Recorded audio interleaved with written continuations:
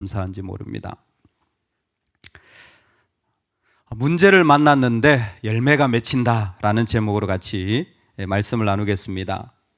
신약 성경에 보면 이스라엘이 바리새, 또 사두개, 또 에세네, 그리고 더불어서 열심당원들이라는 하나의 분파가 만들어진 것을 보게 되어집니다.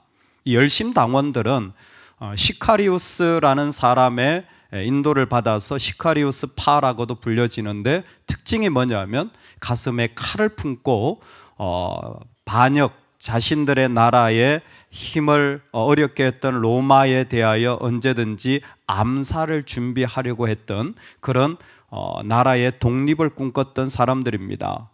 이 사람들의 특징이 뭐냐면 명분이 분명합니다. 우리는 독립을 원한다. 그런데 명분이 있는 사람들의 또 다른 모습이 뭐냐면 멈춰지지 않는다라는 것입니다. 바리새인도 마찬가지고 사두개인도 마찬가지입니다. 자신의 명분이 강할수록 그것이 자기의 의가 되어져서 그런지 어떤 일을 해도 어떤 행동을 해도 상당히 자신에게 관대해지는 모습을 볼 수가 있습니다. 열심이라고 하는 것을 잘못 이해했기 때문입니다. 열심은 쉬지 않고 하는 것이 열심일 수 있습니다. 그런데 성경에서 말하는 열심은 하나님의 은혜를 느낀 사람이 하나님 은혜의 시선 아래로 걸어 들어가는 모든 행위가 열심입니다. 하나님의 은혜를 느끼고 하나님의 은혜 아래로 걸어 들어가는 모든 일들이 열심이에요. 그러니까 내가 지금 살고 있다, 열심히 살지 못한다라는 것은 시간적이로나 아니면 어떤 그 일의 결과나 아니면 사람들이 인정하는 여부가 아니라 내 삶에 하나님의 은혜를 얼마나 느끼고 있고, 그리고 그 은혜 아래로 내 영혼이 충분히 걸어 들어간다면 우리는 열심을 내고 있는 삶이에요. 반면에 게으른 삶은 뭡니까? 하나님의 은혜가 없는 삶이에요. 어떤 말이나 행동 속에 하나님의 은혜가 느껴지지 않아요. 누가 나한테, 내가 지금 그것을 못 느끼고 있습니다. 그러면 그게 열심 없는 삶이에요. 열심 없는 삶은 내가 칼을 뽑는 게 제일 중요한 거예요. 누군가를 베어버리는 게 제일 중요한 거예요. 이 일을 끝내는 게 제일 중요한 겁니다. 근데 열심 있는 사람은 일을 끝나도 끝나지가 않았어요. 왜? 은혜가 남겨지는 게 더 중요하기 때문이에요. 즉 하나님이 남겨지는 게 훨씬 더 중요하기 때문에 어떤 일이 맞춰졌다고 맞춰지지 않아요. 어떤 일이 끝났다고 끝나지 않아요. 어떤 시험을 쳤다고 시험이 내 인생의 전부도 아니에요. 나는 하나님을 남기는 게 중요하기 때문입니다. 여러분, 하나님의 은혜 아래에 있는 이 열심이 있기를 주의 이름으로 축원합니다. 하나님 은혜에 내가 충분히 잠겨지고 그 하나님의 시선 아래에서 내 영혼이 자유하게 되어지는 그 열심이 오늘 우리 영혼을 인도할 수 있기를 간절히 소망합니다. 아멘. 다뜨네가 페르시아 관료로서 지금 예루살렘을 시찰하고 있습니다. 이때의 왕은 다리오 왕입니다. 다리오 왕이 재직하고 있을 때 그 현장에 나가 보니까 성전 공사를 하고 있는 거예요. 그래서 구체적으로 질문합니다. 너희들은 왜 이 성전 공사를 하니? 다뜨네는 누가 성전 공사를 재건하라고 했느냐? 누가 성벽 공사를 마치라고 했느냐? 공사 책임자들의 이름은 뭐냐? 하나씩 하나씩 조사해 갑니다. 핵심적인 질문은 누가 이 일을 하라고 했느냐라는 것이죠. 즉, 이 일의 주권자가 누구냐라는 거예요. 아마 누가 이 공사를 허락했는가라는 질문에 대한 정답을 말한다면 고레스 왕입니다. 우리가 성경을 조금 안다면 이렇게 대답할 수 있을 것 같아요. 지금 다리오 왕이 재직하지만 20년 전에 있었던 첫 번째 왕이었던 고레스가 우리한테 칙령을 내렸습니다. 이게 정답일 것 같아요. 그런데 오늘 우리가 읽은 성경에는 약간 좀 다른 대답이 시작해요. 11절에 그들이 우리에게 대답하여 이르기를, 지금 다뜨네가 보고서에 쓰고 있기 때문에 그 이스라엘 사람들이 우리에게 대답하여 이르기를 우리는 천지의 하나님의 종이라. 예전에 건축되었던 성전을 우리가 다시 건축하노라. 이는 본래 이스라엘 큰 왕이 건축하여 완공한 것이었으나. 그리고 쭉 이어서 자신에 대한 이야기를 하게 됩니다. 바벨론 왕 고레스가 했다는 이야기는 나중 13절에 나오게 됩니다. 그러니까 대답이 두 가지였어요. 누가 이 공사를, 너는 왜 이런 삶을 사니? 라고 했을 때에 제일 먼저 고백되어지는 이들의 심령 상태가 무엇이냐면, 하늘의 하나님이 우리 가운데 정말 이 일을 허락하셨는데 지금 하고 있는 일들은 예전 우리가 가지고 있던 성전에 이어지는 그런 행사다라는 것이에요. 즉 신앙적인 언약적인 고백의 연속선상에 있다라는 거예요. 중간에 끊어지긴 했지만 하나님 앞에 내가 받았던 메시지와 약속의 삶을 지금 이루어가고 있는 중입니다 라는 것을 고백하고 있습니다. 할렐루야. 여러분, 이 시선을 잊지 마시길 바랍니다. 내가 어려움을 당하고 실망을 당하더라도 지금 하나님이 우리에게 주셨던 그 자리를 우리가 믿음으로 걸어가고 있음을 고백하고 있는 것. 잘 되든 못 되든, 이루어졌든 이루어지지 않든 우리 안에 먼저 선포해야 될 게 이겁니다. 할렐루야. 사람의 권세보다 하나님의 권세가 앞서시길 소망합니다. 고레스 왕이 칙령을 내린 게 맞아요. 그런데 그 고레스도 움직이는 건 하나님이신 줄로 믿습니다. 우리 가운데 어려움이 있는 게 맞아요. 마음이 상한 게 맞아요. 그러나 그것조차도 움직이시는 분이 우리에게는, 하나님의 은혜의 시선이 우리에게는 있습니다. 그게 우리의 인생이에요. 그랬을 때 이스라엘은 먼저 거기에 분명히 이 일을 하게 된 것이 바로 이전의 성전의 자리에서 지금까지 이어졌다라는 거예요. 중요한 게 뭐냐면, 분명하게 고백하는 게, 우리가 사실은 바벨론 왕 느부갓네살의 손에 넘겨져서 바벨론 왕 느부갓네살이 성전을 헐었고 우리를 사로잡아서 바벨론으로 옮겼다라는 사실을 얘기하고 있습니다. 다 사실이죠. 다 맞는 말이에요. 근데요, 만약 이스라엘 입장에서 이 얘기를 한다면 여러분 마음이 어떨 것 같으세요? 내 가장 인생에 소중한 것을 깨트렸어요. 그리고 내 인생을 송두리째 뽑아가지고 그냥 반대하는 정도가 아니라 완전히 내 인생을 망가뜨려서 다른 곳으로 다 던져버렸어요. 여러분들은 그런 일을 어떻게 말씀하실 수 있겠습니까? 좀 마음이 안 맞고 내 삶의 자리에 이런저런 것들이 일어날 때에 우리가 이 본문을 보면서 한 가지 좀 고백해야 될 것이 있는 것 같아요. 원망이나 불평이 하나도 느껴지지 않는다는 사실입니다. 70년이나 바벨론에 있었고 느부갓네살에 의해서 망했다는 이야기를 하는데, 이 사람들은 마음의 동료가 하나도 없어요. 우리가 누군가 얘기할 때 참 중요한 부분이 이 부분인 것 같습니다. 우리에게는 자동적으로 튀어나온 생각들이 있어요. 그리고 나의 생각들이 조금만 더 발전되면 우리는 결론을 내립니다. 저 사람은 저래. 그럼 벌써 마음이 다치기 시작해요. 저 사람은 왜 저래? 라는 생각만 하더라도 우리의 마음은 상하기 시작합니다. 그런데 내 삶을 송두리째 뽑아갔는데도 불구하고 저 사람은 왜 저래? 라는 생각을 하지 않게 되는 사람들, 지금 귀환한 이스라엘 백성입니다. 그리고는 담담히 자신들에게 일어났던 그 모든 무너지고 아팠던 일들을 자연스럽게 고백하는 거예요. 어떻게 해요? 우리 12절인데 같이 한번 읽겠습니다. 가장 중요한 메시지라고 생각합니다. 우리 조상들이 하늘에 계신 하나님을 노엽게 하였으므로 하나님이 그들을 갈대아 사람 바벨론 왕 느부갓네살의 손에 넘기심에 그가 이 성전을 헐며 이 백성을 사로잡아 바벨론으로 옮겼더니. 아멘. 예, 사실은 바벨론에 다 옮겨진 게 맞아요. 근데 그 앞에 어떤 말씀이 있어요? 우리 조상들이 하늘에 계신 하나님을 어떻게 했어요? 노엽게 하였으므로. 저 사람이 저래 라는 생각을 하는 게 아니라 내가 그래, 내가 그런 사람이야 라는 생각을 하고 있는 거예요. 여러분, 이 아침에 이 생각을 하실 수 있길 소망합니다. 내가 이런 사람이었어, 세상에.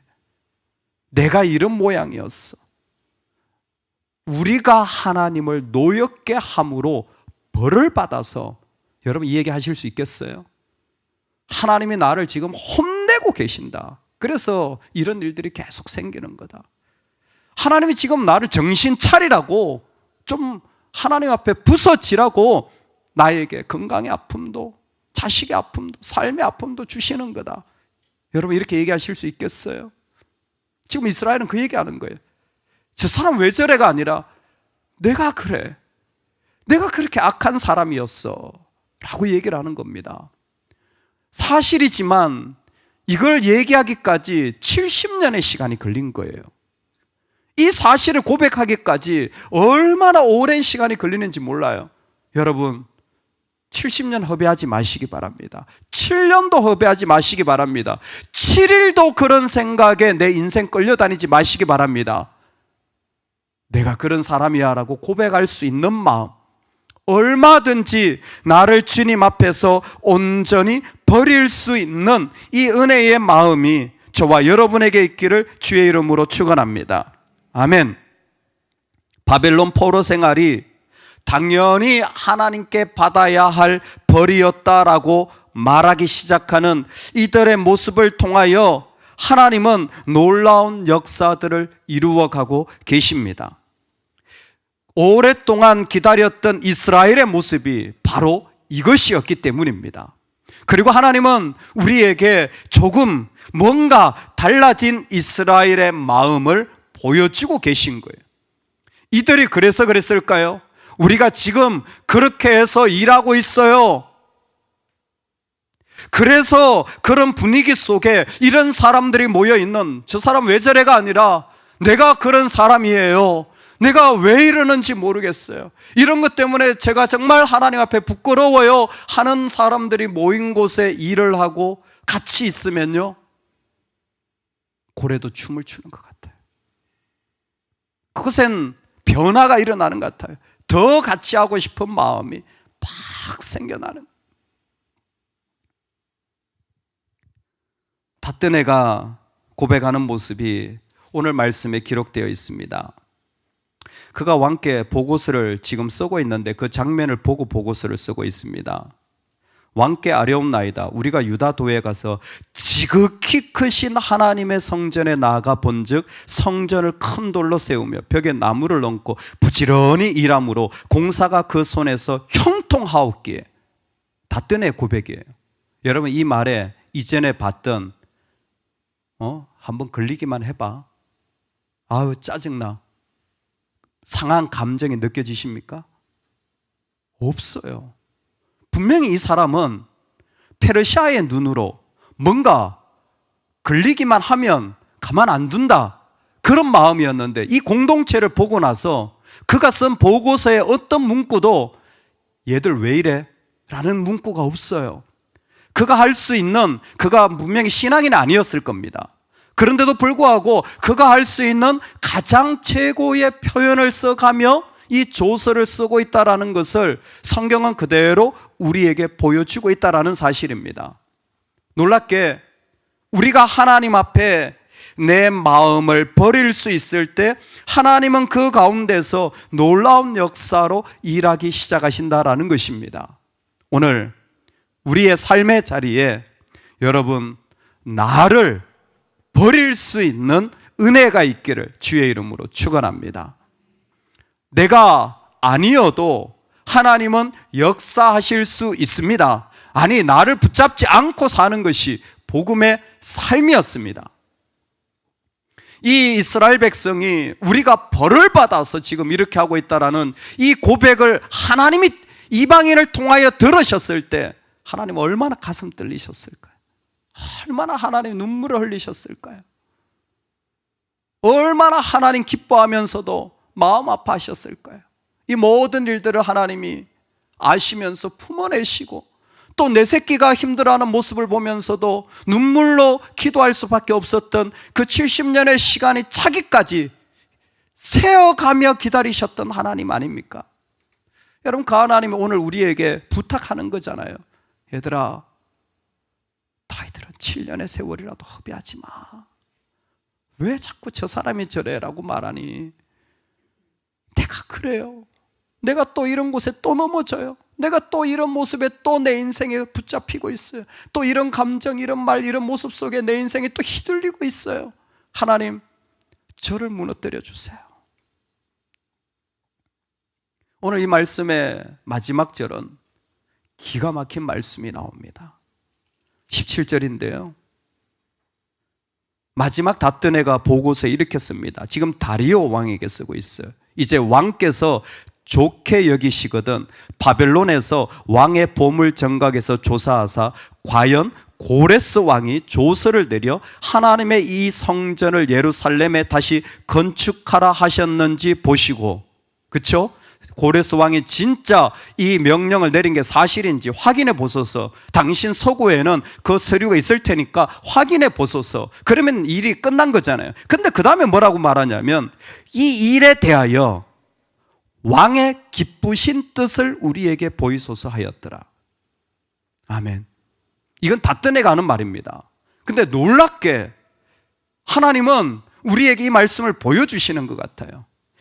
이 일에 대하여 왕의 기쁘신 뜻을 우리에게 보이소서. 이 말은 뭐냐면, 고레스가 칙령을 내렸어요. 그런데 고레스가 칙령을 내렸다고 할지라도, 아니 그게 없다고 할지라도 당신이 뜻을 뒤집어서 말씀만 하신다면 왕의 기쁘신 뜻을 우리에게 보이소서. 지금 닷드네가 하고 있는 얘기는 뭐냐면, 이전의 사실 확인이 중요한 거예요. 그렇게 말했냐 안 했냐, 우린 계속 싸우잖아요. 부부 싸움이 뭡니까? 그랬다 안 그랬다, 계속 서운한 게 뭡니까? 이렇게 했다 저렇게 했다, 이렇게 계속 싸우잖아요. 하지 말지어다. 제발 좀 그것 좀 그만할지어다. 여러분, 그렇게 딱 들어가는 것 같으면 그냥 입을 닫아버리세요. 이겨도 아무런 기쁨도 없어요. 근데 지금 뭐라고 말하냐면, 그게 사실이라고 할지라도 왕이 말씀하시면, 왕이 뒤집으면 나는 그게 중요합니다. 왕이 뒤집으면 난 그게 중요합니다. 우리의 신앙 고백이길 소망합니다. 과거의 사실이 어떻고 지금 내가 살아가는 형편이 어떻더라도 왕이 뜻을 정하셔서 말씀하시면 그게 내 기쁨입니다. 나는 그 왕의 뜻을 이어받는 것이 내 인생의 가장 소중한 삶의 자리입니다. 왜요? 그 자리가 하나님이 내 안에 역사하시는 자리이기 때문에. 그래서 믿음의 사람들의 놀라움이 여기 있는 거예요. 이 사람이 이렇게 말하고 저 사람이 저렇게 말해도 우리에겐 다른 옵션이 있어요. 하나님이 다르게 역사하실 수 있다는 겁니다. 할렐루야.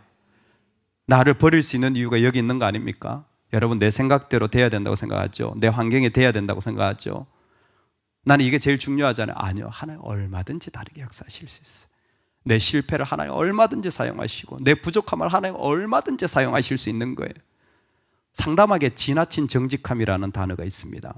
의외로 사람들은요, 무슨 얘기를 하면요, 그 말에 꽂혀가지고 그 얘기를 계속하는 거예요. 근데 사실은 그냥 지나가도 되는데, 그래서 막 스트레스가 많고 삶이 너무 복잡하고 자꾸 얽히는 사람들이 있어요. 그게 뭐냐면 그 대답에 너무 집중해요. 지나친 정직함. 옵션이 좀 여러 개 있어야 되는데, 대표적인 게 신혼부부에게 어머, 아기는 언제 나? 그러면 아기 언제 낳아야 되지? 어떻게 만들어야 되지? 빨리 낳아야 되는데, 이렇게 생각하는 사람이 있는가 하면 잘 지내는가 묻는 말이구나.